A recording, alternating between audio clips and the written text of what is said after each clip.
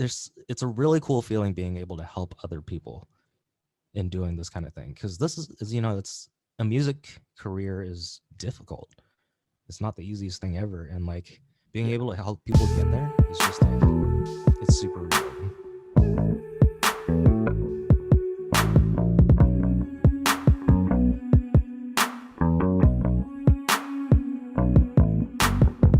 Gotta get a sip of that energy drink. A little caffeine. I thought you were drinking a beer. I was No, like, yeah, it's 5. nah. What are you drinking there? I'm drinking kombucha. Ah, nice. I like a Made good from my kombucha. hometown, man. Oh, okay, out there in Portland. Yeah. Very nice. Very nice. Yeah, man. How's the Um, Bay Area been? man, How's Cali it's been with all this COVID stuff? I mean, the thing about what I do, and I assume most of what you're doing too, is it's like it's pretty isolated, anyways. In a lot of way, like I spend a lot of time on Zoom, like we are right now, or talking Yeah. to people, but it's almost all virtual, anyways. Mhm. So, like for me, that part of it, luckily, hasn't been like a as big of a shift or impact as it has been for other people. Like we have this, like right now where I'm at, this is our studio. I'm in a Yeah. little office upstairs, but we've got 2 studios downstairs. So that business basically dried up, as you could imagine. We stopped doing sessions for a long time. We're now Okay. starting to do some sessions again. But luckily that's now a relatively small percentage of our business. If this was 5 years ago, 10 years ago, that was like most of my income was the studio. Oh, So okay. I'm So I didn't even realize that you ran a studio for like recording sessions and stuff like that. I thought you just did your stuff at yeah. home. Okay, cool. Yeah, no. That's been, I guess, almost like my day job, I guess you could say, where it's Mhm. like I've always produced, I've always made beats, always sold beats, although only started doing the online thing a little more recently. But being an engineer, running a studio, that was kind of like, other than a couple little random, still having a couple little random day jobs here and there and stuff. That was Mhm. basically what my kind of like day job was running sessions, running the studio. Oh, got it. Cool, man. I Yeah, mean, and then so what's crazy too is we upgrade. I was in the same spot for like 15 years. We upgraded to the spot that I am right now, which is actually in the same building, but a lot bigger. yeah, The other one was basically one room that kind of had a booth, and that was about it. This yeah, one, we've got Studio A. We've got like then there's like a hallway. There's Studio B over here with like a pretty big lounge. There's like 2 different entrances. I've got the office that I'm in upstairs, and we pretty much moved in like pretty shortly before COVID hit, where it's like, well, now I'm paying for like oh, basically, this huge space to go like yeah. walk upstairs into my little office. But it Uh, is what it is. at least everything's starting to come back, man. Yeah, for sure. Because I know like Cali was like pretty bad for a while, especially like in the Bay Area. Like you guys were like the first ones to go on lock, and then Yep. like everyone else shut down around you afterwards. But is everything opening back up now? Like the mask mandates are like lifted and stuff with you guys? Yeah, it was all lifted. As far as like anything government, whatever private business wanted to ask you to wear a mask. Obviously anything medical, they're gonna want you to wear a mask, like a hospital or something. But now what I'm hearing just more recently is they're gonna bring it back because of the variants and Right. whatever. So Yeah. It's yeah, like enjoy the summer while you can until like the fall rolls around or something again. So basically, is it about the same up there in Portland? kind of, man, like the Delta variant or whatever is like kind of like the scare right Yeah. now. So it's kind of like numbers are upticking, stuff like that. And it sounds like we might like have to put back the mask mandates and stuff like that, which is like unfortunate, but like, I mean, whatever. This is kind of the Sure. world we're living in right now. And if it's like we have to do that to help the cause and help people stay safe and whatnot, then I'm down with it, whatever. Yeah, for sure, Especially for since, sure. like you said, we work like online and stuff. So we're pretty fortunate to be able to do that. Yeah, definitely. Speaking of, man, I've been seeing the content and stuff. I see you in my Instagram feed. Great job. Appreciate it, man. What's that been like for you? So I know like when cause what we first met at the Midi Money Mastermind, right?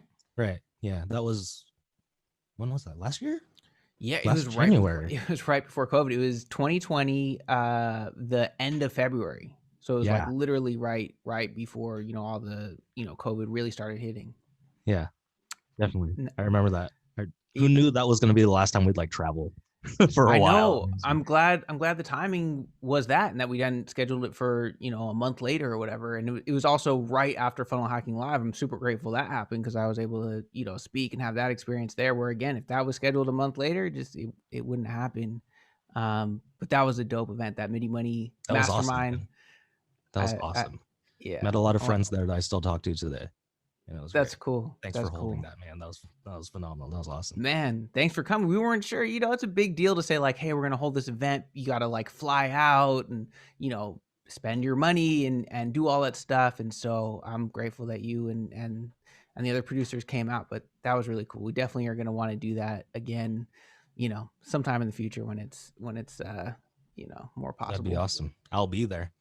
I think that's the coolest part about it is like there's so much friction between like, you know, leaving your house and like booking a plane ticket, buying the tickets to the event and like going there that like all those people that are there are like super dedicated to what they do. And that Yeah, was the coolest part because you like get to like meet all these people that are just so into this kind of stuff that you don't totally. generally like, you know, on a day-to-day basis, you don't really run into very many music producers around you that are that super dedicated about it. So it was super cool. Very Definitely. great experience. Definitely. And I know at that time, or correct me if I'm wrong, like you were focusing more on selling beats to rappers, right? Mhm. Was that the main goal there? And if I'm at least from what I'm seeing from the content on Instagram, you're now focusing more on a producer audience. Is that right? Yeah. So Or are you doing both? I'm doing like a little bit of both, but right now, primarily, I'm putting most of my focus on helping other producers learn how to produce and start to generate income themselves. So, I was like my target, my aim was kind of like at rappers for a while because I just felt like that's what you do as a producer, right? Like you reach out to artists and you like, hey, let's work. But I just felt like I have more of a connection with producers Mhm. because I just feel like I can speak their language and I just like know their pain points and what they're going through so much more because like I've been a producer since I was in high school. Like it's been like 12 years and like Yeah. I struggled so hard to try to make this a career and I tried so many different things. And so like I did a lot of trial and error. And so if I can get someone else to the point of where they can like make a sustainable living with their music and know how to produce without having to like overcome like do all this trial and error that I had to go through, then it just I don't know, man. It's just I feel Yeah. like I can get them to that path quicker, and it's really it's a really cool feeling being able to help other people in doing this kind of thing because this is it's a music career is difficult. It's not the easiest thing ever, and like being Yeah. able to help people get there is just like it's super rewarding. And Definitely. I'm sure like you've helped this entire community. Yeah, no, I mean, I can definitely relate, to what you're saying as far as being able to, well, relate with the audience, because of course I was doing Legion Beats for years before I started doing Midi Money, doing the stuff to an audience of producers, and there is something I have to say that I really love about the Midi Money side because of what you said. Like I connect more with producers. Like I don't think that that's a bad thing to say. Like that is me. That's my experience. I don't have the Mhm. experience necessarily of an artist, of a rapper or a singer. I've certainly worked closely with a lot, especially being in the studio and whatever. But it's not exactly my experience. So it's fun. It's really fun to work with producers. What's interesting for me is that the thing that I've had the most, profit, the most revenue, the most success really has been on the Legion side of selling beats, Mhm. which I think is ironic because the criticism that I get, that a lot of people get, that teacher like, oh, you can't do it, so you teach it, and it's like, man, what's crazy is like if I was anywhere near as good at teaching how to sell beats as I was at selling beats, like I'd be doing pretty good right now. Like it's crazy how much how much looking at like the last year plus or so, because so much of the focus for me was on Midi Money, Yeah, up until sort of late 2020 when then I shifted a little focus back to Legion. I was like, oh my God, like it's so much easier to make money selling beats than really, teaching it. At least for me. Yeah, that's been really. my experience.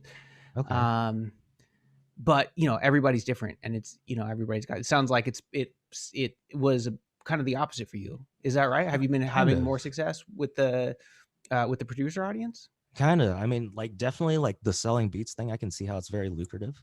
And I still do it to this day. I just don't put as much focus in it. Yeah.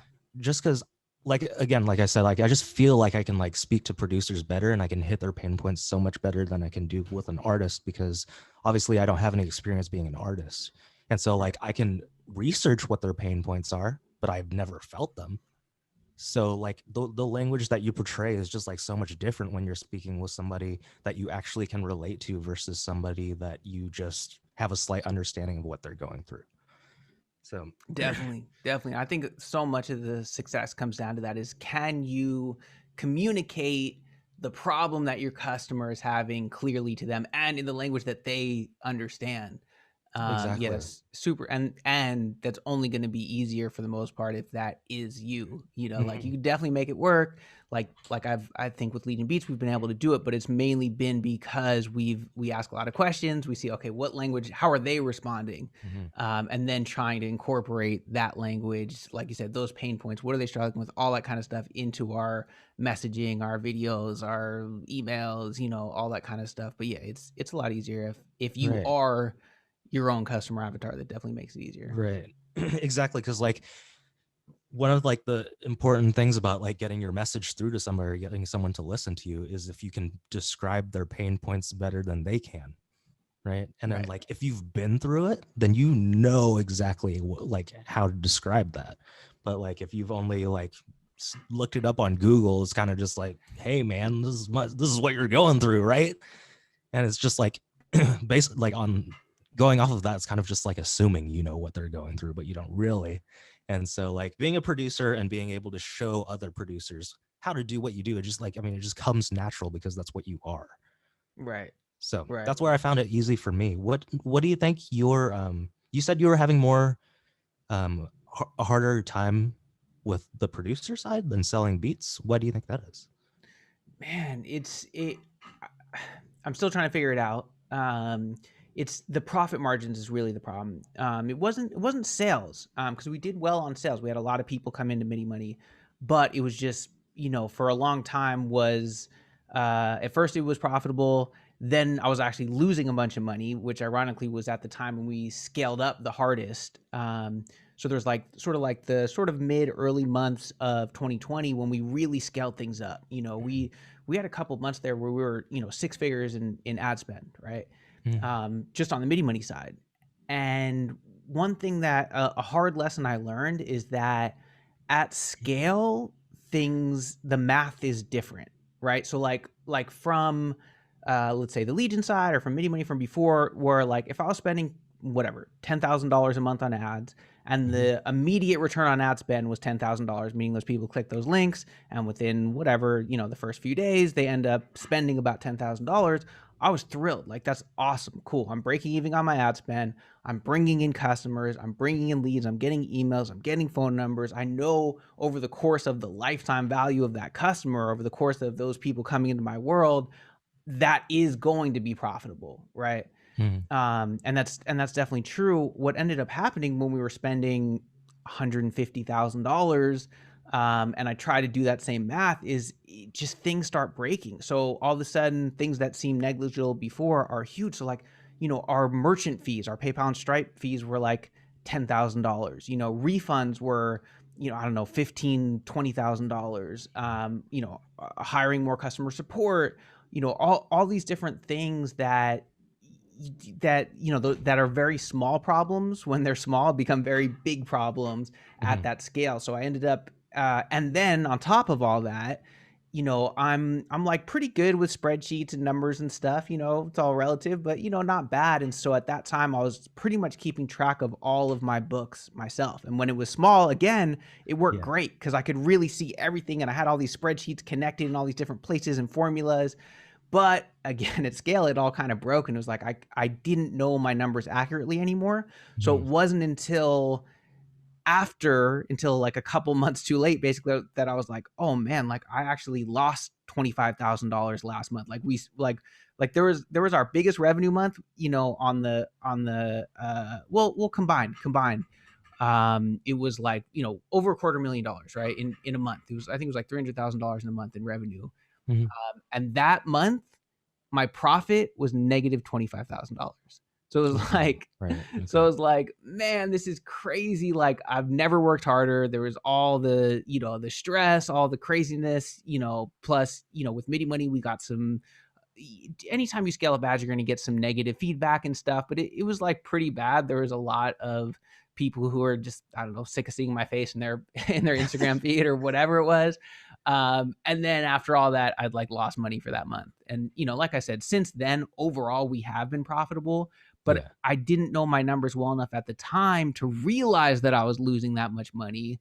And so it wasn't until then, now I've started working with a new CPA and bookkeeper, and we've got everything in QuickBooks, and it's all, I can really see my numbers so much better now. So Hmm. I have a much better sense of, okay, what how much money are we actually making here. And then what's crazy too is, as I stopped focusing on Legion as much. Like, we still had, we have our membership, we had, we're still doing stuff, but I hadn't like launched a new thing for like almost a year. Then Hmm. November, we did a contest. We did the Snoop contest. We did a Black Friday launch. We did another Beat Pack launch at the end of that contest. So all within those 3 or 4 months, and those things were so much more profitable. Like, not even close to the year previous of all the Midi Money stuff that was like so much more stressful and harder to do. So that was just my Okay. experience. I think the ceiling on, you know, let's say Midi Money is high, and it's possible to do, and I'm not giving up on it at all. Yeah, I love to do it. Uh-huh. Um, it's just, so far, that's been my experience. It's just been way more profitable on the beat selling side. Okay. Cool. Do you think it's a sheer numbers thing, like the mass amount of people that you have to deal with, and like all these, because more people, like you're gonna get, everything else is gonna increase, right? Like returns, back charges, and like stuff like that. Do you think it's because of the sheer mass of people when you scale? I mean, that was definitely a big part of the problem with what we were doing with Midi Money, was scaling the ads without taking those things into account. So I think it's more about realizing that, knowing your numbers. That's probably honestly the number one lesson I got, was really knowing your numbers and knowing them well, so that you can see this stuff in real time, of like, wait, okay, I'm not just seeing all this money coming in and I kind of feel like I'm making a bunch of money, but I can see, there's actually this exact amount going out, and here's where it's going out, here's where it's coming in. And make those decisions, because it's definitely possible to scale, right? There's Yeah. plenty of businesses that have way more customers and way more money than we do. It's just Do you having think those not? accurate numbers. Yeah. Do you think not realizing your numbers at the time? Do you think that's what made you make those decisions to continue to scale without realizing that you're losing money? Yeah, for sure. For sure. It was Okay. because I didn't, and it's not like I didn't know my numbers at all. I had some idea, but it was You're just off like, I'm doing enough. good. Yeah, where again, like, hey, at a smaller scale, if you're, 10 or 15% off, that's a few $1,000. But then all of a sudden it scales up, and now it's, tens of thousands of dollars or whatever. So it was, so that was the part that I wasn't prepared for. And now that I've got a better sense of my numbers, I know that we can, we have the ability to scale up, and know if it's still being profitable. Okay. Cool. Yeah, definitely. That's what I've heard about doing like programs like at that price too. Yeah. From This is what I've learned from Dan Henry, and Yeah. Oh yeah.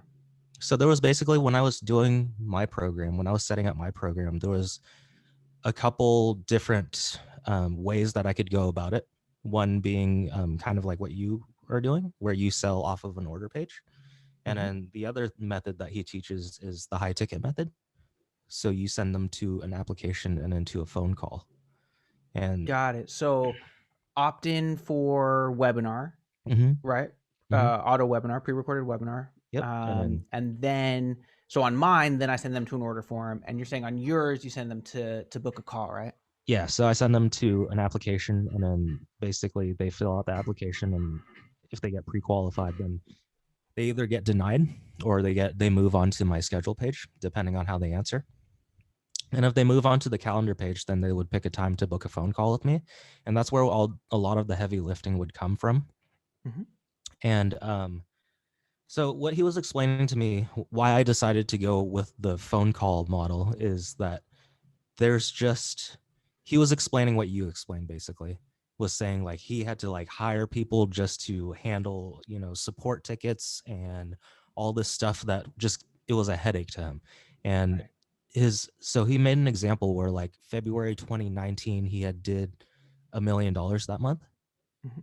but he compared it to his February of 2020, where he only did like half as much, like half a million or something like that. But his profit margin on the half a million was so much bigger than what it was on the million, because he Right. had switched over to the high ticket method. Right. So a lot of times, like, people might be scared of that method because they're like, oh, you have to get on the phone and you have to talk to people.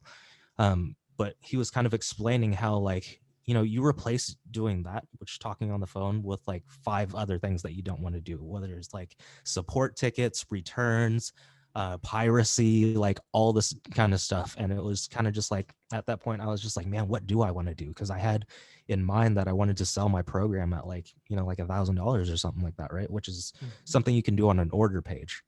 But once you move up past a certain amount, then it's hard to be like, hey, you want to sign up for my program on this order page? Just give me $8,000 or something like that. It's hard to ask for that amount of money. So that's where, like, you have to put that personal touch into it, and where you get them on the phone and get them comfortable with being able to part with that sum of money. Not in a way where like we're manipulating them, but we're like getting them to understand truly that, first of all, like, why it's this important that you invest in yourself. And once they're comfortable with that, like, the cool thing about high ticket is like all your students, they'll show up and they'll do Right. exactly what you're saying because they are so heavily invested into the program, you know Yeah. so Totally. that's, yeah, I mean, like, for example, like, I remember when I bought like a course that was like maybe like, I think it was like $1,000 or something, which is, it's still a large chunk of money, but it's not enough to be like, oh my God, like I'm thinking about that all the time.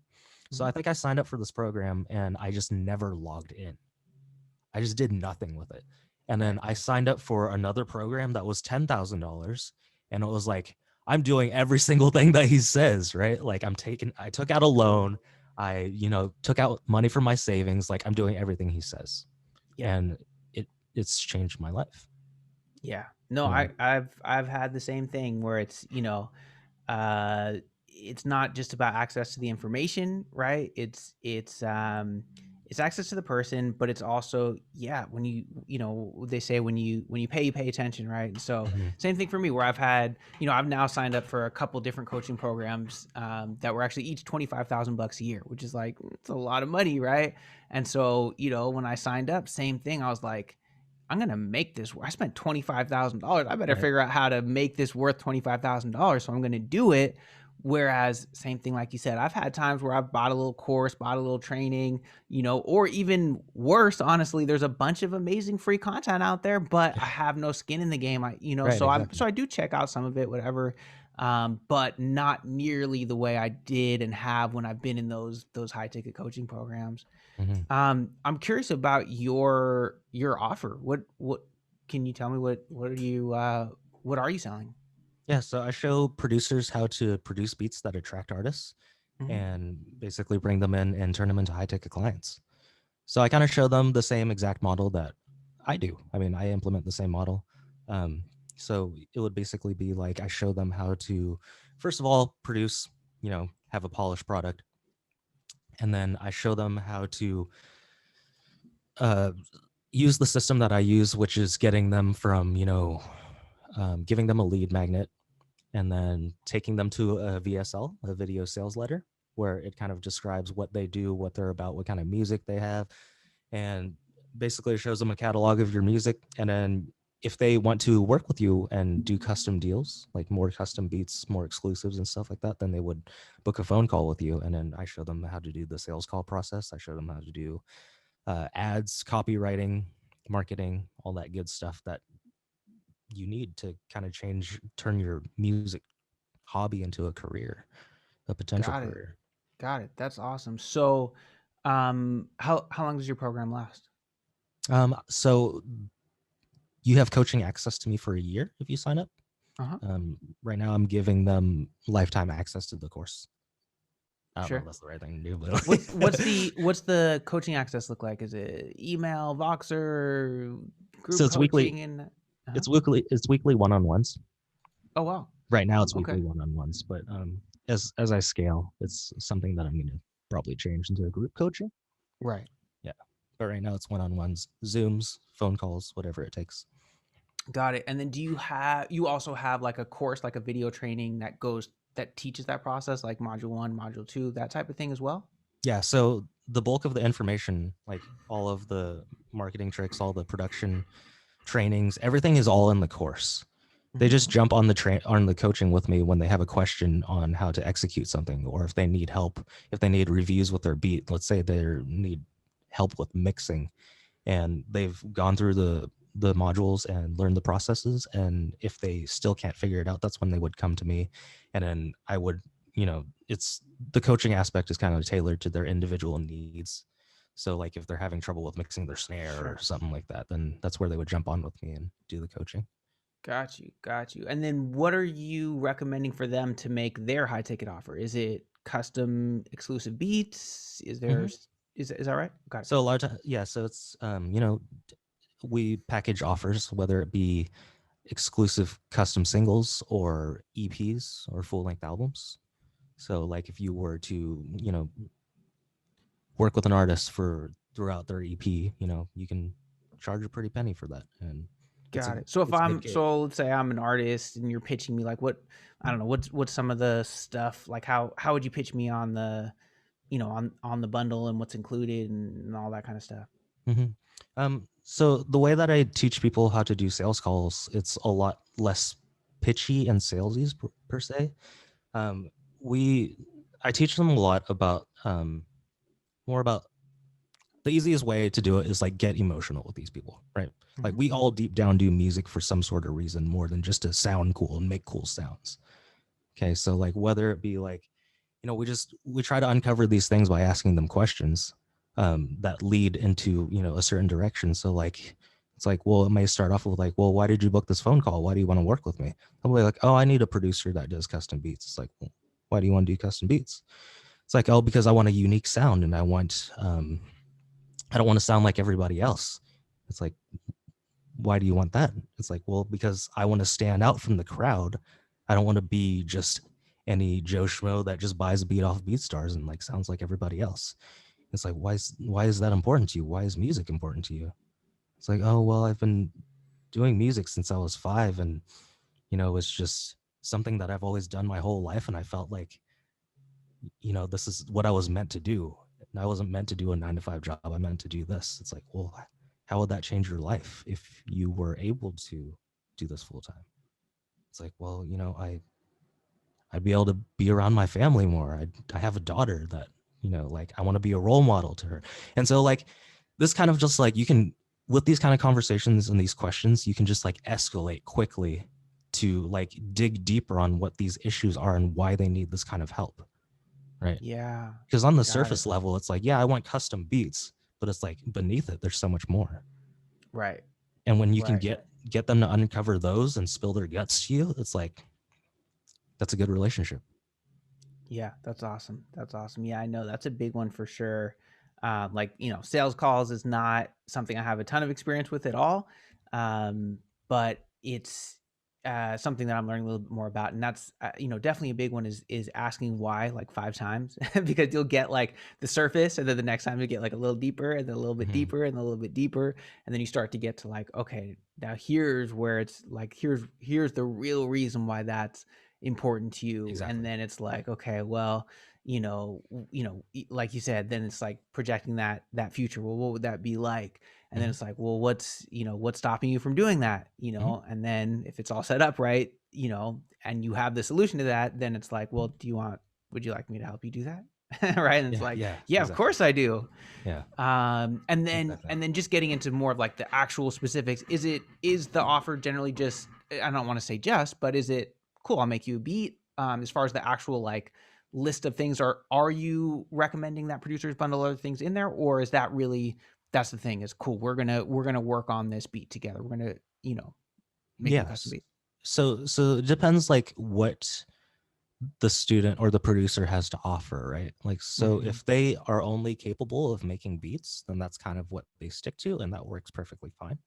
Mm-hmm. But um, I do encourage you to bundle different skills that you have into it. Like, let's say you have a guy that shoots music videos, and your friend shoots music videos, and maybe you can give him a percentage of the what the money that you get from the artist and stuff like that. You can create this huge project. It really just depends what kind of skills you have. Like, do you have designing skills? Can you do cover art for these people? Can you do each one of Mm-hmm. their single cover arts up until the release of like their EP or their full length album or whatever it is? And if you have people that you know that are good with marketing, or if you're good with marketing and you can run ads for this artist and you can promote for them and all this stuff, there's so many things that you can just bundle in there to create more value for these Yeah. people. Yeah, that's awesome. Yeah, no, that's awesome. I mean, it's the same principles that we teach. You Mhm. know, our primary model is a little bit more about scale. You know, so we tend to focus more on the non-exclusive licenses. Not that you can't, you know, apply the same thing there, but yeah, same idea. Whatever other offer, or sorry, what other value can you add to that offer, whether if it is information or a service. And Mhm. I think a big one is something you mentioned there too, is like it doesn't have to be you as the producer who's doing those things. You could just be the person connecting them to that person, you know, Right. or they go through you, or excuse me, that product, you know, you're offering it from you. And even if you literally are just the person connecting them, like people Mhm. will love you for that. And there is value there of just like, oh Right. yeah, well, if I need help, you know, with something related to music, I'm gonna ask Gabe just because he knows, right? And then sometimes that might result in me selling the thing, and sometimes it might result in, you know, me sending him to you or whatever. But when you become that resource, I think that's when you really have those long-term super valuable relationships with your customer, because they trust that you're going to have an answer to help solve their problem. Yeah, exactly. And like you're building like this world of networks, right? Like if you can like say you're doing music videos, say you're doing like design, cover art or something like that. Like you're bringing people in from these other creative spectrums, like different realms of creativity, like film, like art and music and stuff like that. So like that's how you help expand your network as well. Like if you can, it's like cool. I just, you know, got this job with this artist. Well, I'm gonna bring in my filmmaker buddy and stuff like this now. So now you're just like you're helping everybody out, Yeah, whether it's for in sure. within music or not. Like so it's super cool. It's fun. For sure. So the framework that you're teaching producers is essentially um, have them send their potential customers to an opt-in page, right? Hmm. Is that right? With some kind of lead magnet, meaning Right. something for free in exchange. A And so, free what does it PDF tend? guide, a Yeah, free beats, something like that. got it. And then next page is a video of that producer Mhm. talking about what? Talking about kind of like themselves and what they have to offer. Okay. So, like, let's say you're a reggaeton producer or something like that, then you can talk about that and why you do that and how you can help your people out, Yep. your whoever your client is. And then basically, like, they have like an attached, you can embed like a, some of your beats down there so they can see and hear some of your work. And mainly focusing on like how you can help your people though, like your clients, your prospects, Right. so that they would want to book that phone call with you. Like, what makes you different? Like, what do you have to offer? Is it like, say, like it's a reggaeton producer? That's pretty unique, right? Like, Yeah. you don't run on that every day. Like, there's a lot of trap producers and stuff like that, but you don't. Just whatever makes you unique. And I kind of help them craft those kind of offers. And the thing with like high ticket, I love that is I can kind of give them my students that red carpet experience where I can like really dive in and spend a lot of time with them and craft these offers. Mhm. And so um yeah, I mean that's primarily what I'm focused on now is like I just want to get like my students the best results as possible, man. Yeah, no, that's awesome. That's awesome. I love that that you can spend that time, you know, with Mhm. them, which is also the model that you're teaching. As far as once you're, you know, once the producer's got the artist on the phone, we talk a little bit about, you know, what that might sound like. What kind of prices are your students charging, or what are you recommending, or what are you seeing that's working as far as for, a custom exclusive and whatever other kind of things you're putting in these offers? Yeah, definitely. So the biggest thing when it comes to pricing is just mindset. And because like there's no actual value on like what your beat is worth. Like no one can say what your beat's worth. It's like, nope, your beat is only worth $25. It's like, says who? It's 100% perceived. So like if you can get the sales call a lot is to frame around like how you can get these people to see the kind of value that you offer.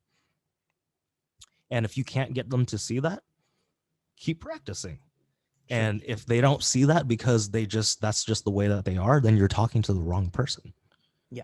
And that's kind of just part of the filtration process that, our funnels go through is kind of like, they go through the application page. There's a lot of friction, first of all, right?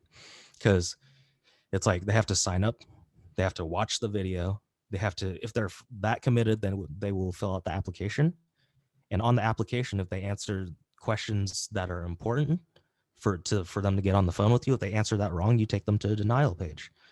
And if they get on the phone with you, then they're a pretty hot lead, right? Like they've kind of jumped through hoops in order to get on that phone with you. Like they picked a time to get on the phone, they waited by their phone, they took that phone call and everything. They're pretty committed by that time.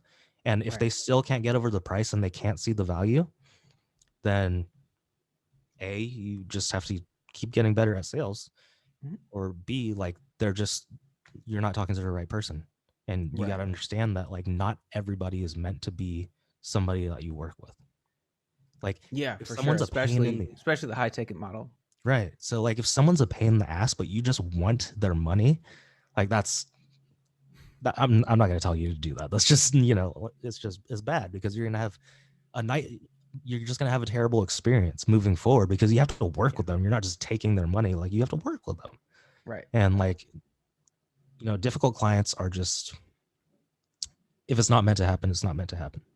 Yeah. But if it's someone that you feel like is a good fit and you want to work with them, then obviously I try to help teach these kind of sales and negotiation tactics and overcoming objections and stuff like that. Have you ever read Never Split the Difference? Yes, I did. He was a dude who was like a hostage negotiator, right? Yeah. That was a cool book. That one's super cool. And like what we were talking about earlier, like how you try to uncover things by asking questions. He's saying a lot of times, like if you ask how and what questions, those are like the most effective. So like what do you think caused you to do this or something like that? But a lot of times he also said, like, if you ask why questions, it kind of sounds like you're talking down on them. Like, so why did you do that? You know what I mean? So you switch that up to like, what do you think, made you want to do that? And so it's just like, it's a completely different shift, but it's kind of crazy, like how human psychology works and like what certain words do to trigger certain parts of your brain and stuff. So it's super cool. And there was actually another thing that I read on there. There was like a study where people had a damaged limbic system in their brain, and that's the portion of your brain that controls emotion and makes decisions, right? So decisions are 100% tied to emotion. So since they had that part of their brain that was damaged, they couldn't make any decisions.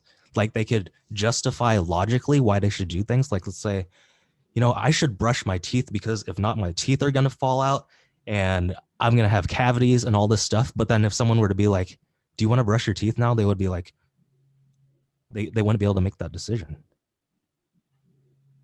That's why we like try to get emotional with people, because decision making and emotion goes hand in hand. Right. So if you try to use logic, it just doesn't work as well. Totally. No, it's super important.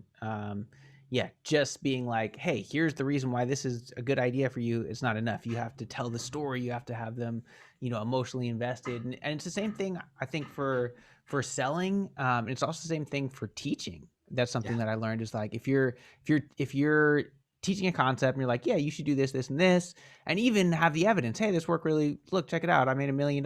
You should do it this way too. Even that's still not quite enough. But if you can put some emotion into that story in a way that that person, sees themselves in it, then all of a sudden they're going to actually remember that and be much more likely to implement it. So it makes sense where, that emotion is super important, whether if it is sales or teaching. But I still, you didn't quite answer a question I asked you about. What numbers Oh, are you my doing? bad. Like what kind of like, what are you charging for these custom beats, or what are you recommending people charge for the custom beats or these packages? Oh, okay. So it really like kind of depends on like how they're feeling at the time. Like I always tell my students to like not like start out super low, but start out like above kind of like what you think you should charge. Like a lot of people will come and be like, maybe I'll charge like $250 for a beat or something. I'm like, okay, cool. So you're gonna start at 500 because it helps them break that like kind of that self-limiting belief as soon as they get that first sale. Uh-huh. But also it just the more that you do it, you get more comfortable with it, and like you don't have to stop at that point. Like you continuously move up, right? Like so it's like, okay, you're comfortable with 500 now, well, on the next call just say 1,000. Like when they ask for a price, instead of saying 500, you just say 1,000. Sure. That's it. Right. What Yeah. prices are you seeing sales being made? Yeah, so generally like 1,000 is kind of like the starting point for like a custom is Okay. what I teach my students to do. That's awesome. Very Yeah. cool. So like Yeah, sometimes if they come in and they're just like super like, oh man, I don't know if I can do this. It's like, well, maybe do like 500 or something so that you can, once you get that yes, you'll feel a lot better, and it changes their mindset like so quickly because you get so excited, right? Like, remember making your first dollar, Gabe? Selling stuff online, like, yeah, sure. was that exciting? Absolutely. Yeah. So like when you make that first sale, then you're kind of just like, oh man, I feel so great about this. I could do this forever. I could. So it helps uplift your spirit, and it helps you just feel better, and then you can operate your business better. Definitely. Yeah. No, that was my experience for sure. Like I remember even just launching Midi Money. Like we already had a lot of success with Legion, but the first time we did our first webinar, me and Adrian, and we pitched it. I was like, yeah, I don't know if anybody's gonna buy this, and we're charging so much, which at that time was like, I don't know, less than half of what we charge now. But I see a couple sales come in, and then see the results that people are getting, and then all of a sudden it's like, yeah, of course, like this is worth it. So yeah, no, I think it is important to get those wins early on. Start getting those sales. I gotta ask, how did you feel when you first did your first webinar? I mean, before it, I was super nervous. I'm like an anxious person, so I get nervous for everything. But I do remember feeling like, man, this is a new business. I think there's a huge potential here for us to, really grow this thing and to potentially kind of shift the landscape of the industry. And so in my mind, I had so built up of like, well, depending on how well I do on this one webinar, it's going to determine the future, like my future, my career, the industry, all this. I'm like putting way too much on it than I really should. Because obviously, like, even if all those things do come true, it's like, whatever, I'll do it again and keep making it better and better. Right. So I was so scared. But I do remember once I did it and we got, sales coming in, and then more importantly, the results after that of people being, having incredible success stories. And then it was like a huge relief and gave me a ton of confidence to like, okay, all right, next one, is going to be even better. Next one's going to be even better. So it's exactly what you said. You get those wins, you get those sales, and then now it's like, okay, now I feel better. I can go to the next level and the next level, and I still deal with it. Like we do a little bit of like a more high level coaching thing that of, but it's like it's not even really public. Like we don't even really talk about it outside of the people who have already come into our course and have already had success and whatever. And we might actually change that, but even I have like for sure still things of like, well, okay, I know I've paid $25,000 a year, but maybe I should charge, whatever, $200. You know what I mean? Not that low, but it's like, it's so stupid, but I still have that. But as we do it, as we get more students, then I feel more comfortable of like, actually the value here is like, man, this last guy just did a launch and made, $20,000 more than he probably would have otherwise. Yeah, I think I could probably charge a little more for this, it kind of makes sense. Yeah. But yeah, it's hard to do that until you've done it and gotten the sales and gotten the results. Yeah.